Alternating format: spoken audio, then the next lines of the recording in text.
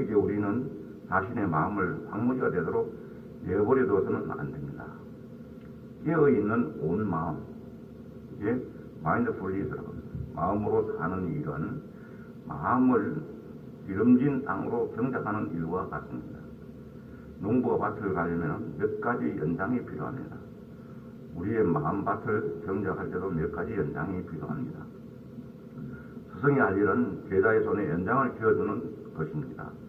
그런데 스승이 쥐어주는 연장은 언어가 아닙니다.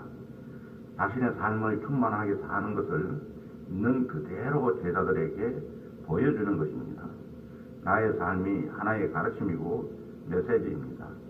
제자들은 나의 말이 아니라 나의 행동과 생활 속에서 마음을 경작하는 법을 스스로 깨달을 것입니다. 나는 앉고 걷고 먹고 수행자들과 교류하면서 가르침을 전하고 있습니다. 참으로 훌륭한 보제의 모습을 하고 있는 것 같습니다. 여기 보면 이제 타이틀이 멈출 수 있는 힘이 진정한 힘이라는 타이틀이 제일 앞에 나옵니다. 보면 여기에 절대로 뛰는 법이 없는 사업가를 알고 있다. 그는 걷기 위해서 스케줄을 늘 여유있게 잡는다. 그리고 미국 덴버시의 도심을 느긋하게 걸으며 그 순간에 집중한다. 땅을 걷는 당신의 발을 온 마음으로 받아들이고 자신의 호흡에 집중하면서 따스한 햇살과 시원한 바람을 즐긴다. 걷는 동안 일을 어떻게 풀어나갈 것인지, 상대를 어떻게 대할 것인지 고민하지 않는다. 하지만 그는 언제 누구를 만나도 당당했고 어떤 문제든 지혜롭게 처리했다. 그는 자신을 진정 사랑할 줄 아는 사람이었다. 이런 해석이 나옵니다. 두 번째는 내 마음을 자유롭게 할 수 있다는 이 제목 하에서는 깨어있는 온 마음이란 자신의 100%를 다해 현재에 머무는 능력이다. 온 마음의 힘은 지금 여기 있는 것들을 깨닫게 해주는 힘이다. 지금 여기 있는 것은 바로 당신 자신이며 당신이 사랑하는 사람들이다. 하지만 당신이 지금 이 순간 이곳에 머물 수 없다면 당신은 자기 자신뿐만 아니라 자신의 고통마저도 깨닫지 못할 것이다. 또 사랑하는 이들이 여기 있음도 그들의 고통도 알지 못할 것이다. 따라서 당신이 지금 여기에 머물지 않는다면 당신은 자신을 사랑할 수도 남을 사랑할 수도 없다. 이렇게 이야기합니다.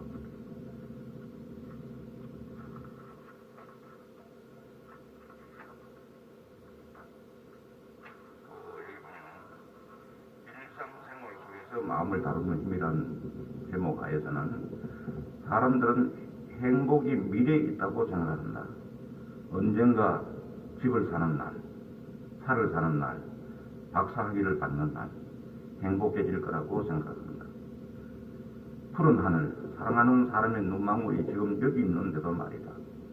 분주한 몸과 전쟁터 같은 마음은 그들이 얼마나 큰 평화이고 기쁨인지 알지 못한다. 당신의 삶에서 가장 소중한 것은 무엇인가? 다시 한번 깊이 바라보라. 그 얘기하고 있습니다.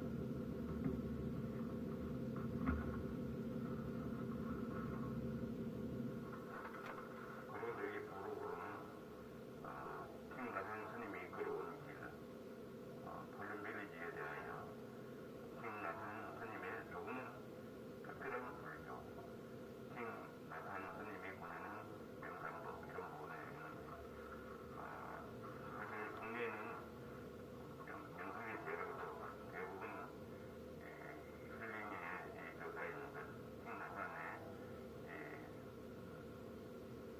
말하는 명상법을 많이 연구하고 많이 활용하는 걸 알고 있습니다.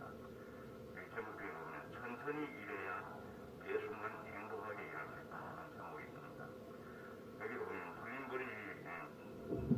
톨륜빌리지를 고향으로 생각하는 사람들 중에 전화 명상을 하는 사람들이 많다. 첫 번째 전화벨이 울리면은 무엇을 하고 있든 즉시 멈춘다. 걷고 있던 사람은 걸음을 멈추고 말하고 있던 사람은 말을 멈춘다. 그리고 자신의 호흡으로 돌아간다. 첫 번째 배를 올리면 두 번째 배를 올리면 천천히 한 걸음 한 걸음 전화기 쪽으로 걸어간다. 걷기 명상을 할 때처럼 그렇게 말이다. 제자리에 있다면 계속 호흡에 집중한다. 빨리 받아야 한다고 조바심을 낼 필요는 전혀 없다. 전화 거는 사람이 정말 중요한 요건이 있다면 벨이 3번 울리기 전에 전화를 끊지는 않을 것이다. 세 번째 벨이 울리면 전화를 받는다. 한 사업가는 한 통의 전화를 받고 다음 전화벨이 울리기 전까지 늘 깨어있는 온 마음으로 숨쉬기 명상을 하는데 그 효과는 놀라울 정도로 좋다고 한다. 숨을 들이쉬며 마음을 고요히 한다. 숨을 내쉬며 웃는다. 불림지에서는 누구나 전화벨이 울릴 때 호흡으로 돌아가는 수행을 한다. 이런 부분이 있습니다.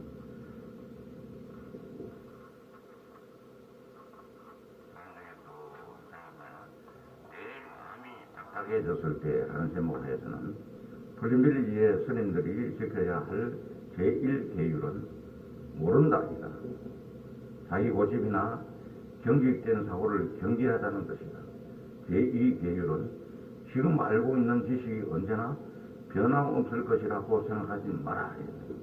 제3계율은 남들에게 자신의 관점을 권위나 교육, 선동이나 돈을 통해 강요하지 말아라.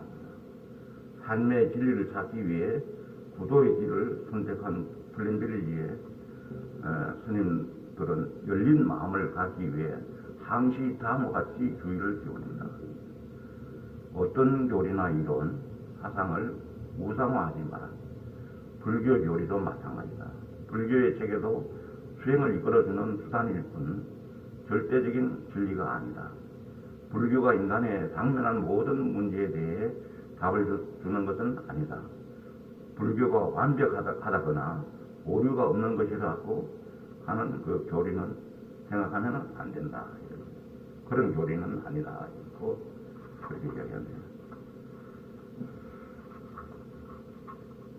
그래서 이 많은 소제목을 해서 좋은 것을 많이 읽는데 우리를 가두는 것은 오래된 습관이다 하는 이런 또 오래된 습관의 병이라는 거죠.